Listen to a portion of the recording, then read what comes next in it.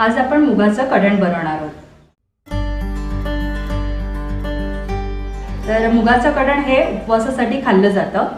हा पदार्थ आहे ना, तो मनगणासारखाच बनवला जातो, पण मनगणं हे उपवासाला खाल्लं जात नाही आणि कढण हे फक्त उपवासाला खाल्लं जातं। मुगाच्या कढणसाठी लागणारं साहित्य काय ते आपण बघणार आहोत। अर्धा कप मूग डाळ आपण स्वच्छ पाण्याने धुवून ती पातळ कपड्यावर 2 तास सुकवलेली आहे।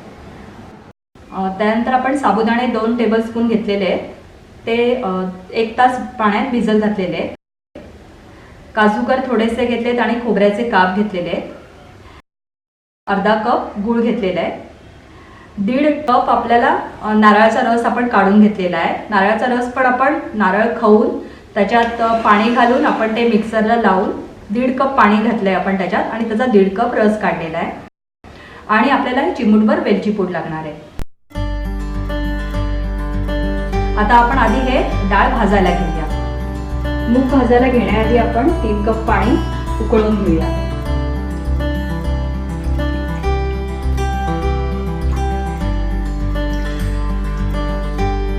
गॅस चालू केला नाहीये, आता आपण गॅस चालू करूया। पाणी उकळेपर्यंत आपण इथे मूग भाजायला घेऊया। गॅस बारीक करून आपण हे मुगाची डाळ भाजून घेणार आहोत। ती आपल्याला लालसर भाजायची आहे। मंद गॅसवरच भाजणार आहोत आपण मूग डाळ। साधारण 3 ते 4 मिनिटं लागतील आपल्याला ही डाळ भाजायला। आपण सतत असं परतत राहणार आहोत।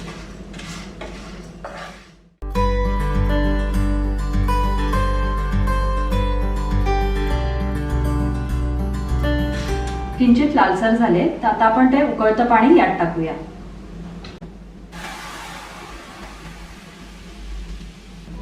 ते उकळतं पाणी टाकल्यामुळे ती डाळ पटकन शिजेल। गॅस आता मोठा करणार आहोत। डाळ शिजायला पण आता 3 ते 4 मिनिटं लागतील। गॅस मोठा आहे। डाळ आपण जास्त शिजवणार नाही आहोत।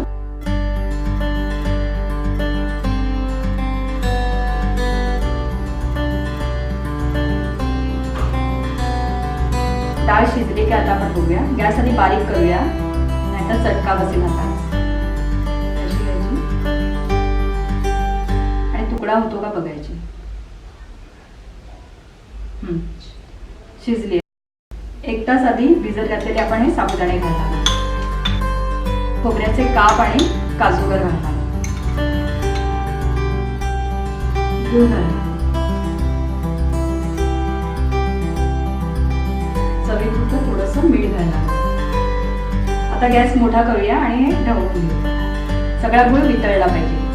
त्याला चांगली उकळी येऊ द्या।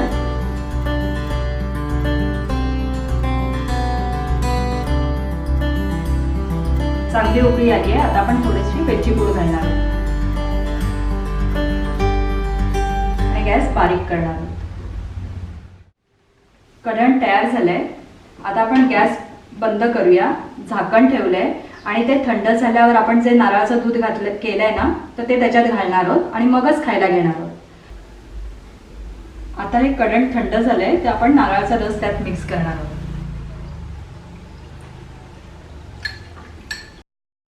नारळाचा रस जर नसेल तर आपण साधं दूधही वापरू शकतो, पण ते नारळाच्या रसाची चव येणार नाही। आता कढण खायला तयार। या व्हिडिओला लाईक करा, शेअर करा आणि सर्वात महत्त्वाचं अम्माज रेसिपीजला सबस्क्राईब करायला विसरू नका।